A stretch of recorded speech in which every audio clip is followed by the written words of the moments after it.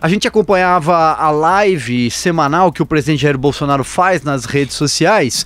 E aí, Augusto Zé, um assunto, ele tá ao lado do Gilson Machado, que preside a Embratur, e do Jorge Seife, que mais uma vez aparece ao lado dele, é o secretário da Pesca.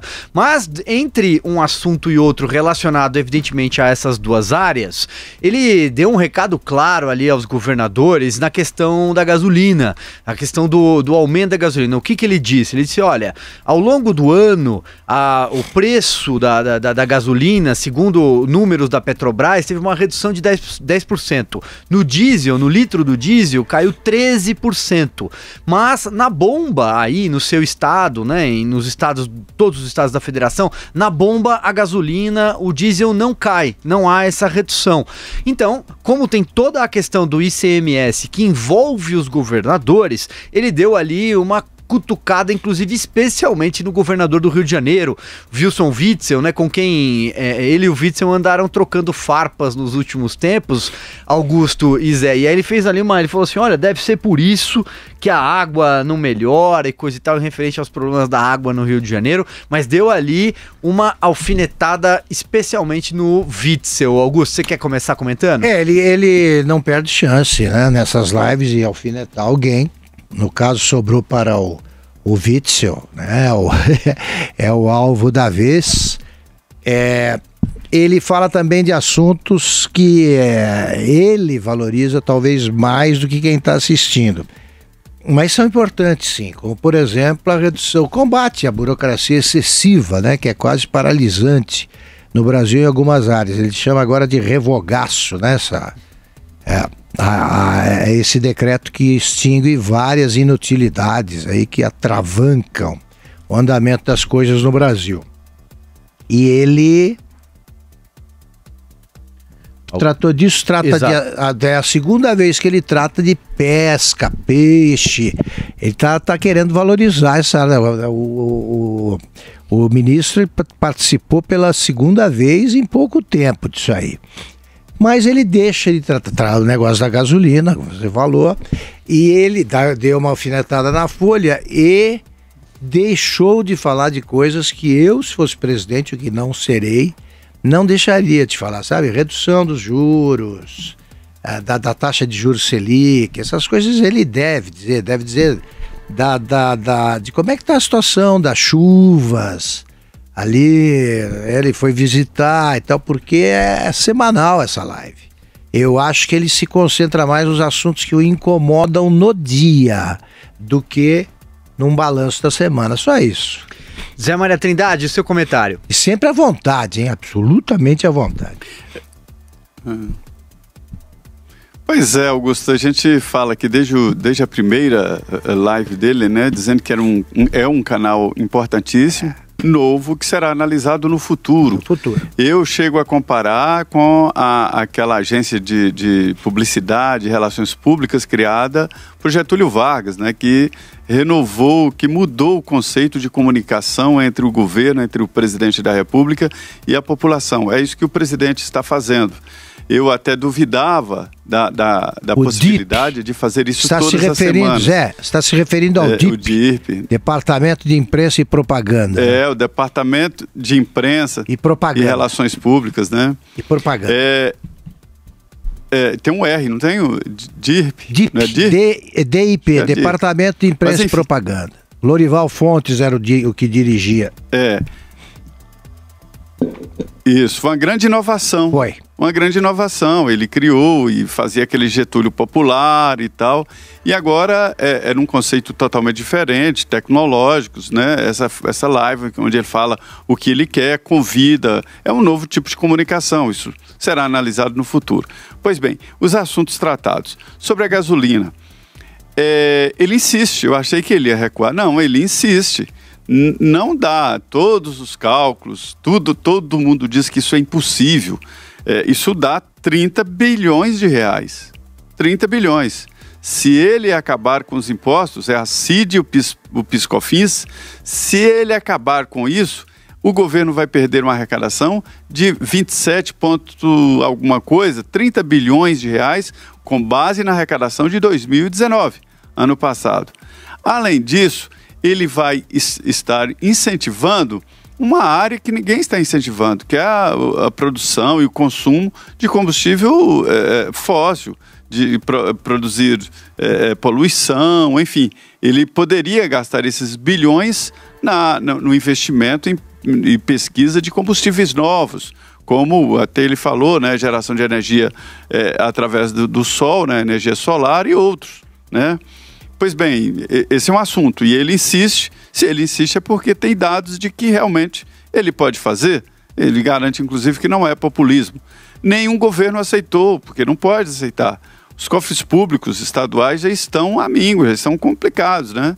O que eles fazem realmente é covardia. O presidente tem razão. O imposto está muito alto e acaba encarecendo demais todos os outros produtos, porque além de você pagar o imposto da gasolina, você acaba replicando isso no valor de outros produtos que você paga, que usa combustíveis para transportar.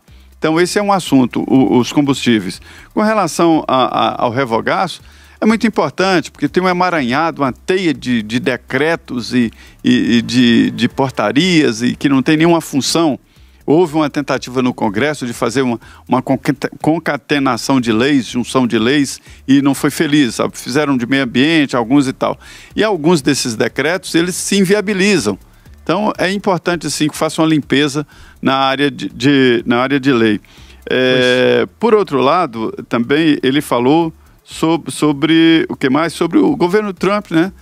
É uma tendência de reeleição e ele está festejando ali, porque muita gente dizia, se o Trump perder a eleição, o Brasil vai ficar de mal com os Estados Unidos, porque, evidentemente, quem eleger é adversário do Trump e adversário de quem é amigo dele. Ele está comemorando aí, primeiro, o não impeachment e a tendência de eleição, porque cresceu o apoio popular do Trump depois da não impeachment. Exatamente. Ô Zé, vamos voltar para a live do presidente, porque agora ao lado dele está o diretor da Anvisa, o almirante Antônio Barra Torres. Provavelmente eles vão falar alguma coisa sobre coronavírus. Vamos acompanhar mais um trecho. A capacidade de operar. É um projeto de perseguição das Forças Armadas. Tá certo? E perseguição por quê? Porque as Forças Armadas, né, os militares das Forças Armadas, são o último obstáculo para o socialismo. Se eles conseguissem dobrar a coluna vertebral das Forças Armadas, tá certo? Estaria o campo aberto para eles para fazer o que Chávez fez na Venezuela. É por aí, né? Tá certo? Com certeza. Os nossos estaleiros, por exemplo, aqui no Brasil também. Todos foram sucateados também. A construção naval. A construção naval, nós fomos segundo, se não me engano, no mundo. Já tivemos essa posição. Segundo país do mundo em construção naval. Acabaram. Hoje em dia você tem dificuldade no estaleiro para fazer um reparo no navio.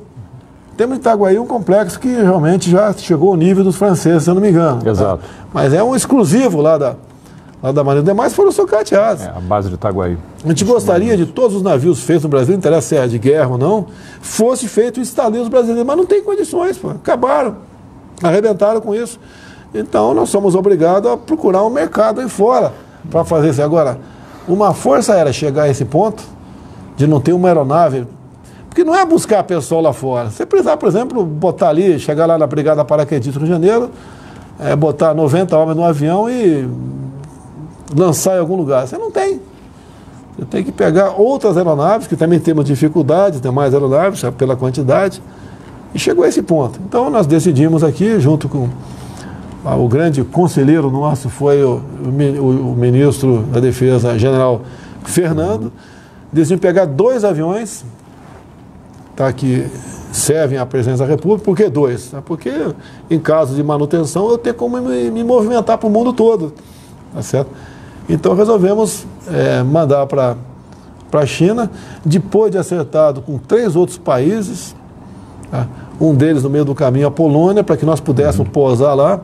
E o pouso de aeronave militar é mais complexo que uma aeronave normal, então ficou um preço um pouquinho mais barato mandar 2 aeronaves nossas para a China, tá certo?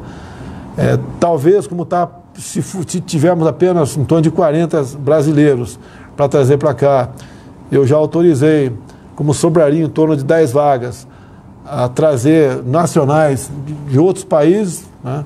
Se for da América do Sul, pós aqui, Parece que entrou um pedido da Polônia agora, e obviamente, né, como vai pousar em Varsóvia, eles foram gentis para conosco.